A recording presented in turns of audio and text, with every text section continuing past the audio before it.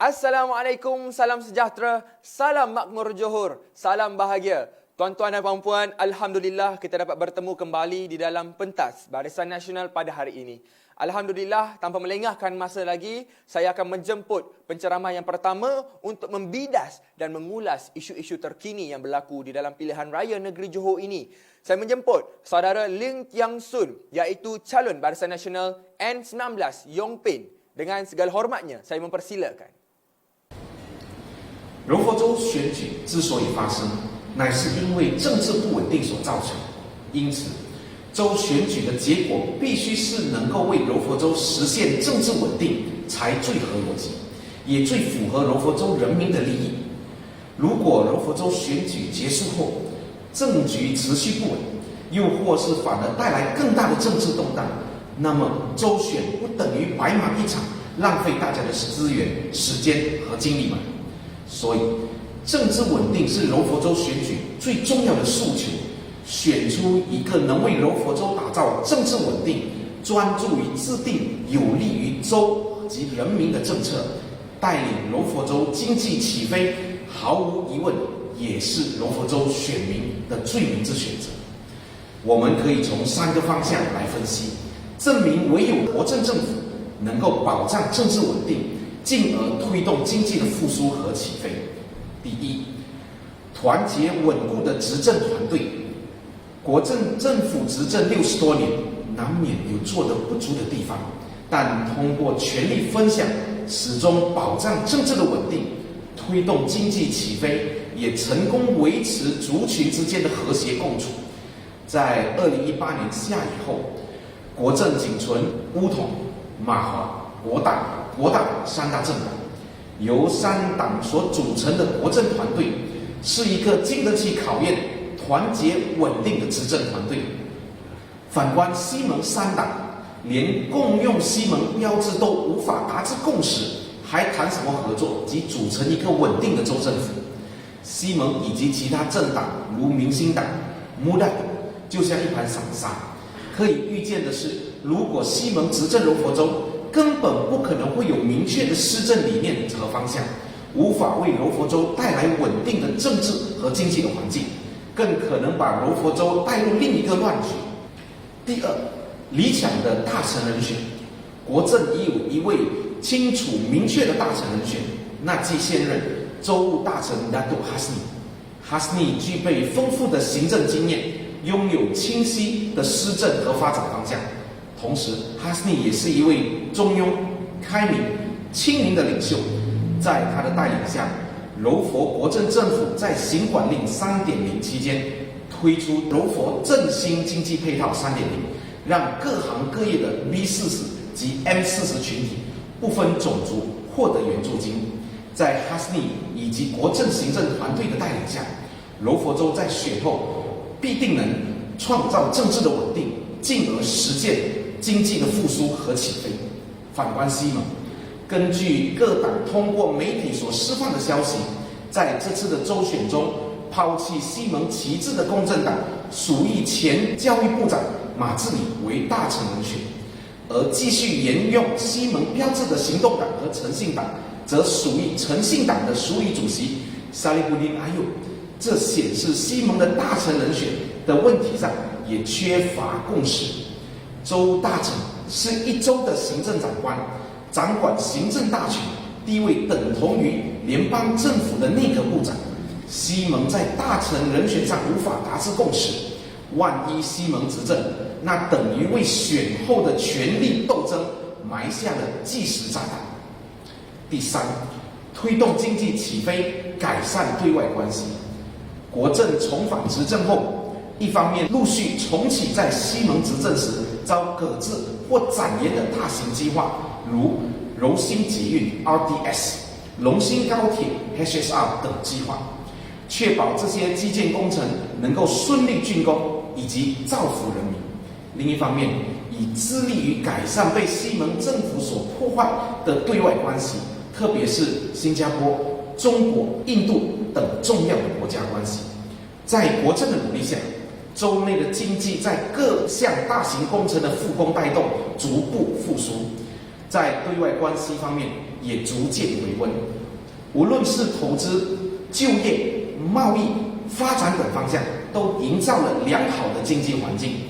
其中，国政重新执政后，中油果的收购价格从2019年的11月的每公吨330令吉，到如今的每公吨逾1200令吉，这让广大的柔佛州小园主受惠。柔佛州的经济发展在国政重新执政后，已朝向正面的发展。为了保持这良好的趋势，国政无疑是下届柔佛州政府的最佳选择。至于西蒙方面，他们执政22个月的记录就是最明显的证明。一句话概括就是：只有破坏，没有建设。他们以省钱为名，不断取消和搁置国政所定下的发展计划和项目，但是自己却又不能提出一套发展方向和方式。在对外关系方面，更是一塌糊涂。除了不断的开罪他国，几乎是交白权。那段时期，中油卖不出去，部长只好叫人民自己把中油喝完。西蒙执政，无论是那22个月，又或者是未来的5年，可以肯定的是，一样还是只有破坏，没有建设。柔佛州选举是一个转折点，把权力交回给人民，让人民选出他们所属意的州政府。在目前的情况下，柔佛州需要一个稳定、强大、方向明确的政府。只有让国政执政，让国政能够继续修补西蒙执政时所带来的破坏，把柔佛拉回正轨。Terima kasih saya ucapkan kepada penceramah yang pertama. Sangat hebat diskusinya, sangat hebat info-info yang telah diberikan kepada kita, tuan-tuan. Jadi, tanpa melengahkan masa lagi, saya menjemput penceramah yang kedua, saudara Ifan Fikri, iaitu AJK Pemuda UMNO Larut. Dipersilakan, saudara. Assalamualaikum warahmatullahi taala wabarakatuh. Salam sejahtera, salam makmur Johor, salam kestabilan masa depan. Jadi tuan-tuan dan puan-puan yang dirahmati Allah, yang saya hormati rakan-rakan bangsa Johor saya, para pengundi di seluruh negeri Johor Darul Takzim, terima kasih kerana sudi melapangkan masa untuk bersama-sama menonton pentas Barisan Nasional pada hari ini. Jadi bersama dengan saya Muhammad Irfan Fikri bin Abdul Rahman, dan hari ini tuan-tuan, saya nak berbicara soal apa itu kestabilan dan apa kestabilan yang dijanjikan. Saya akan bawa tuan-tuan dan puan-puan menelusuri satu jeda masa bermula daripada 2013 sehingga 2022 sebelum berlakunya pilihan raya negeri Johor untuk tahun ini. Pada tahun 2013, PRU 13 telah berlangsung. Kerajaan negeri Johor telah mula diterajui oleh Yang Amat Berhormat Datuk Khalid Nordin sebagai Menteri Besar Johor yang baru pada ketika itu. Dan selesai era pemerintahan beliau pada PRU 14, Kad Laporan Johor 2013-2018 mula dibentangkan. Di bawah inisiatif #Dekad Baharu dan #Jauhar Prihatin, kita dapat lihat, tuan-tuan, pada ketika itu, kita bercakap soal ekonomi, soal masa depan negeri Johor. Bagaimana KDNK Johor daripada tahun 2013 hingga 2018 melepasi kadar purata nasional. Saya tak tipu, tuan-tuan, ini data.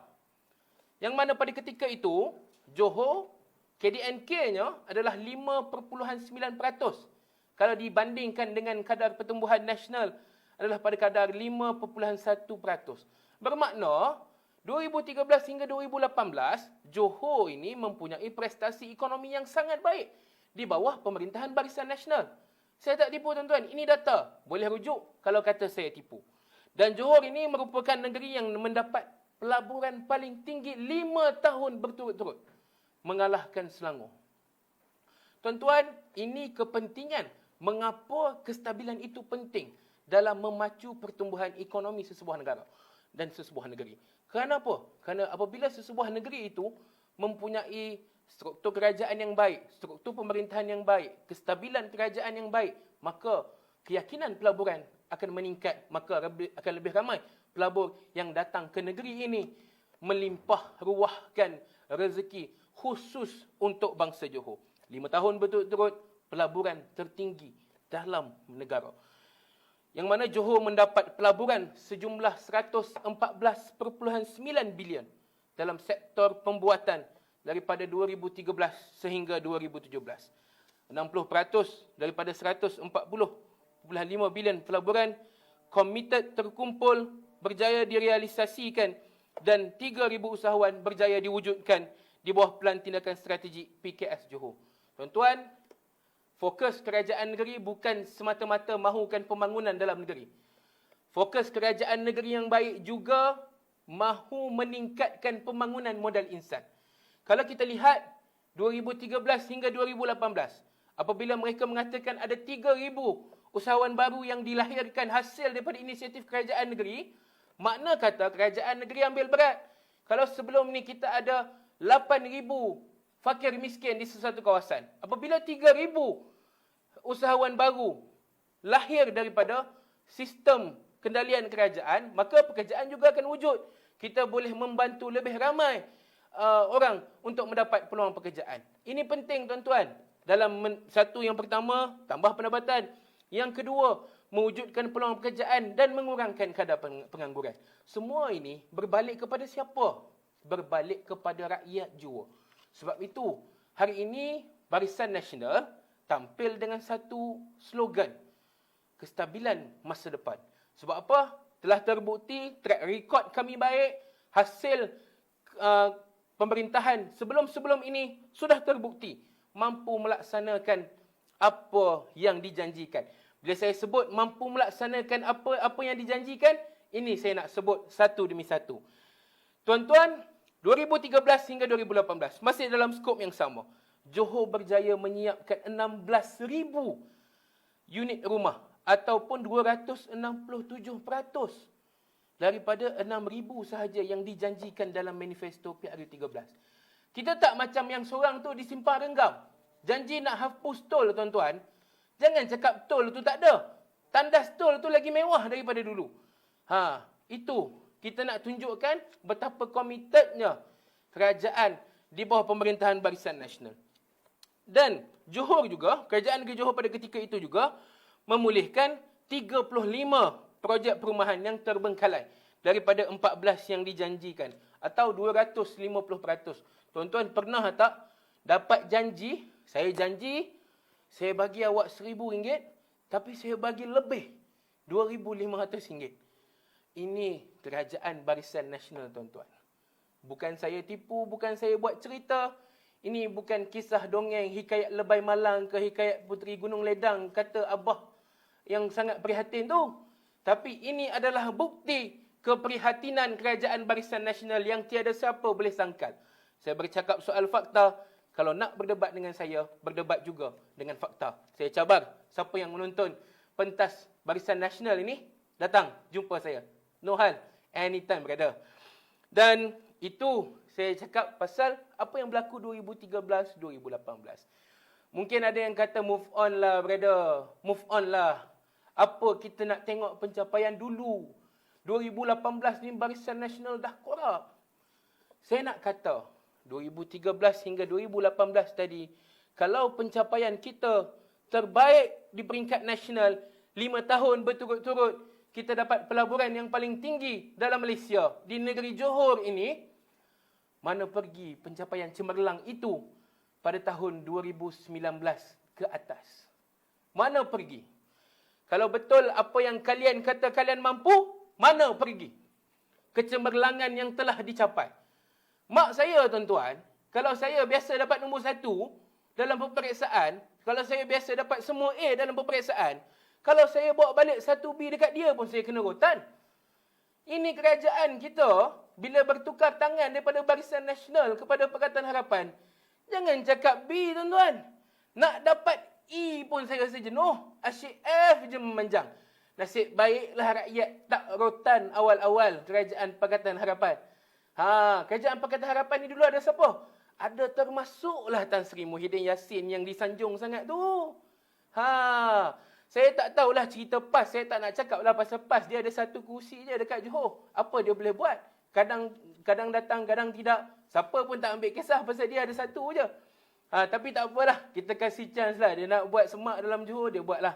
Tapi saya nak kata, apa contribution, apa sumbangan kepada negeri tak kala mereka memerintah? Jahanam ekonomi Johor, tuan-tuan. Tak kala negara dilanda COVID, apa inisiatif Menteri Besar? Saya tak cakap lagi soal masa tragedi Sungai Kim Kim. Mana Menteri Besar Johor pada ketika itu? Duduk di Indonesia, tuan-tuan. Ini bukan saya buat cerita. Ini cerita benar. Tak kala Pasir Gudang dilanda keracunan gas. Mana Menteri Besar pada ketika itu? Sampaikan Tengku Mahkota Johor terpaksa turun dulu.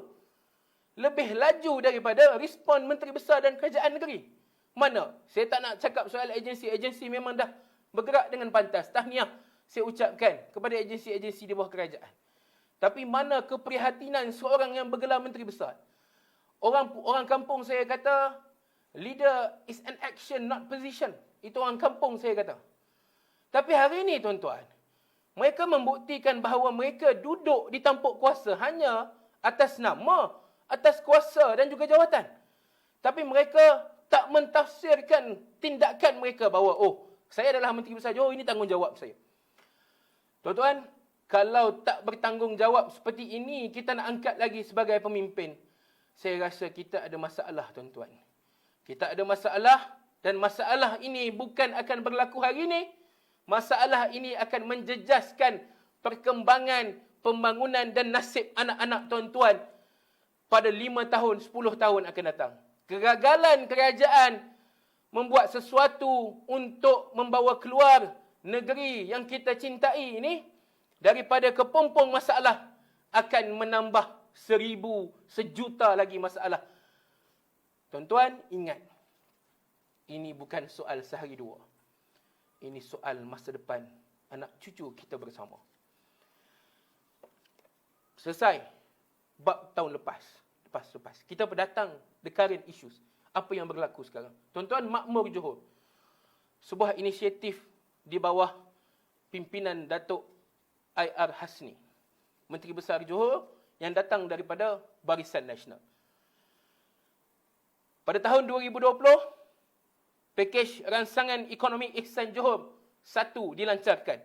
Melibatkan kos sebanyak 174.5 juta ringgit. Tak cukup itu, tuan-tuan, dia buat pakej Ransangan Ekonomi Ihsan Johor yang kedua. Jumlahnya 28.74 juta ringgit. 11.19 juta inisiatif bantuan Ihsan Johor. Ini kali pertama dilakukan di Johor. Dan 126.47 juta ini yang tak diumumkan lagi pada ketika itu merupakan inisiatif meliputi sektor modal insan. Sektor modal insan ni apa? Macam saya cakap, pelancongan, pembinaan dan lain-lain. Kita tahu dalam keadaan menghadapi pandemik COVID-19, banyak syarikat-syarikat Bumi Putra, syarikat kecil dan sederhana yang terganggu operasi mereka. Akibat SOP yang ketat, akibat PKP yang banyak namanya, PKP, PKPB, PKPD, banyaklah PK. Saya pun tak larat nak PK. Banyak sangat. Bila adanya perkara ini satu lagi kegagalan, tuan-tuan. Kegagalan dalam membuat keputusan. Sebab itu dalam Islam kita ada musyawarah. Ataupun dalam dunia moden sekarang kita ada grup WhatsApp. Bincanglah sesama kita. Apa SOP yang terbaik untuk rakyat. Jangan disebabkan satu dua perkara, satu dua kesilapan kita yang sengsaranya berjuta rakyat di luar sana. Hari ini Johor ada 2.5 juta pengundi lebih kurang. 2.5 juta ni pengundi, tuan-tuan. Itu termasuk umur 18. Tapi rakyat Johor secara keseluruhannya lebih ramai. Tindakan-tindakan sembrono tak tentu hala ni akan menjahanamkan potensi yang ada pada semua keseluruhan rakyat Johor 4 peringkat. Daripada yang mula menetas, yang kecil, baru bersalin pagi tadi, sampailah kepada yang akan nazak malam nanti.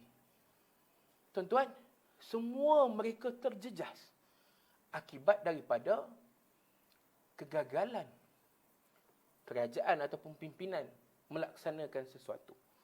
Hari itu ada sahabat saya yang mengupas soal pendidikan. Pendidikan ini tuan-tuan, saya duduk di kawasan luar bandar.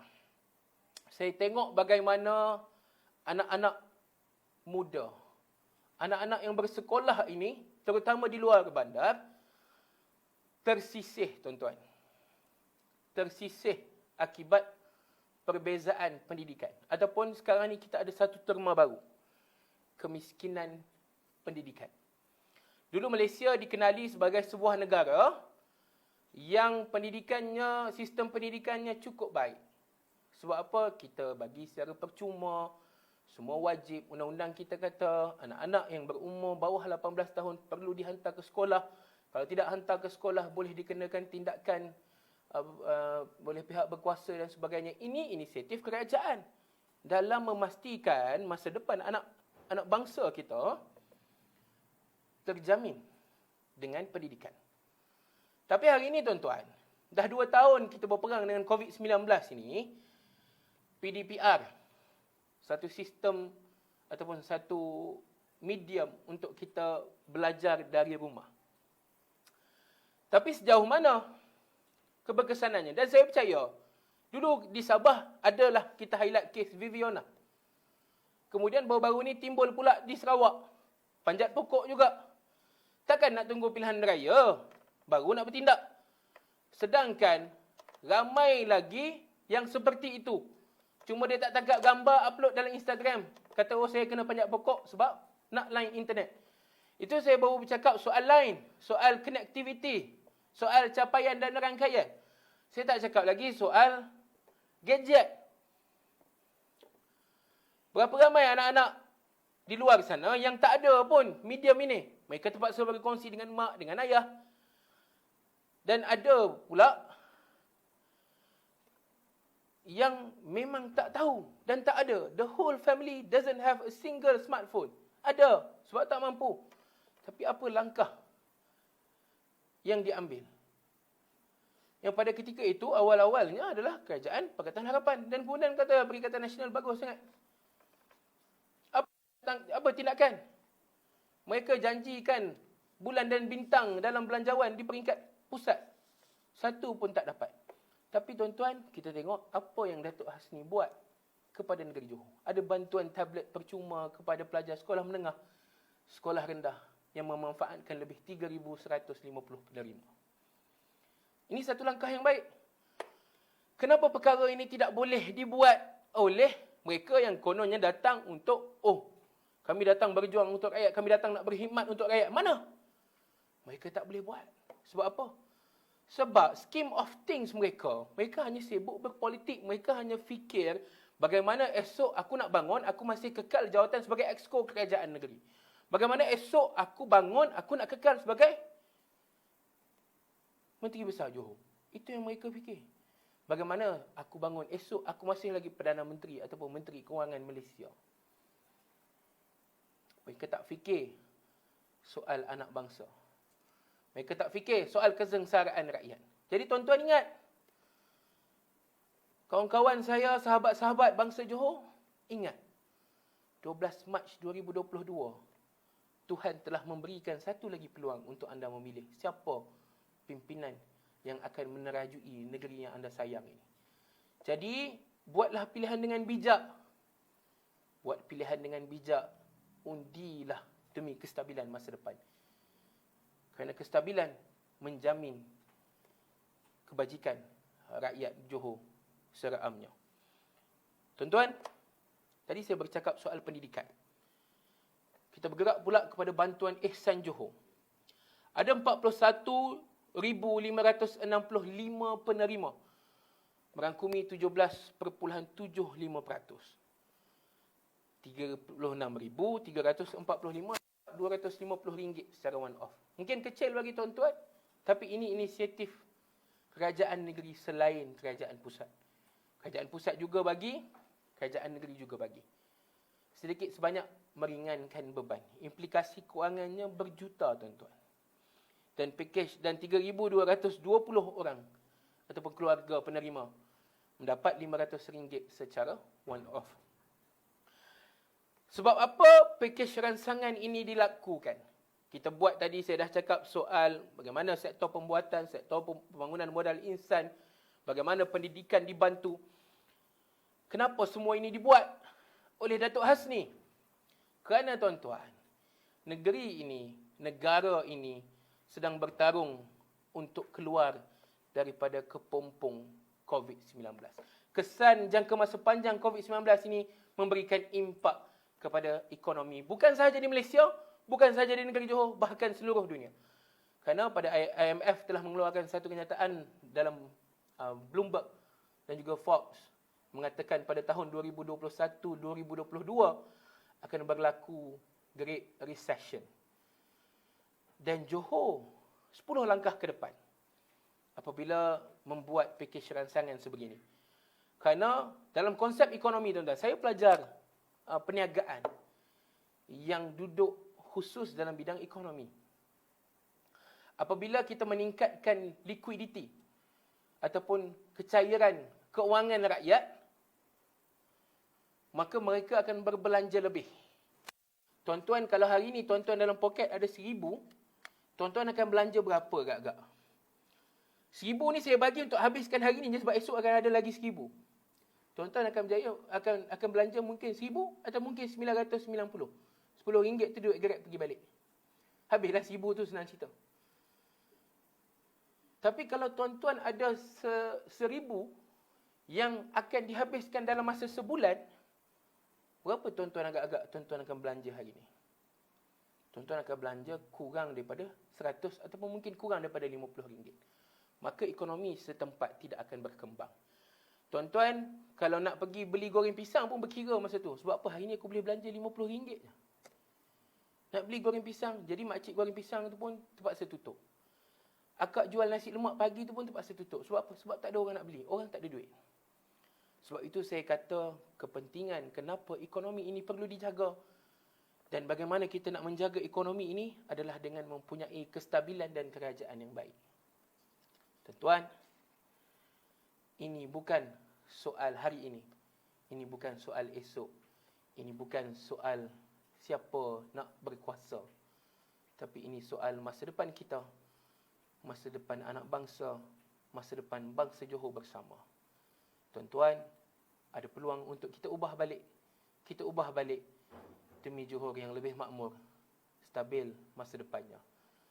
Jadi, saya akhiri ucapan saya dan pentas Barisan Nasional ini dengan wabillahi taufiq wal hidayah. Assalamualaikum warahmatullahi taala wabarakatuh. Tuan-tuan, yang baik itu datang daripada Allah dan yang buruk itu datang daripada Perikatan Nasional dan Pakatan Harapan. Terima kasih. Alhamdulillah, dengan berakhirnya ceramah daripada penceramah kita yang kedua sebentar tadi, maka berakhirlah pentas Barisan Nasional kita pada hari ini. Terima kasih tuan-tuan kerana sudi turut bersama dengan pentas Barisan Nasional sehingga ke hari ini. Salam makmur Johor, jangan lupa turun mengundi 12 Mac dan jangan lupa undi Barisan Nasional demi kestabilan masa hadapan. Terima kasih tuan-tuan.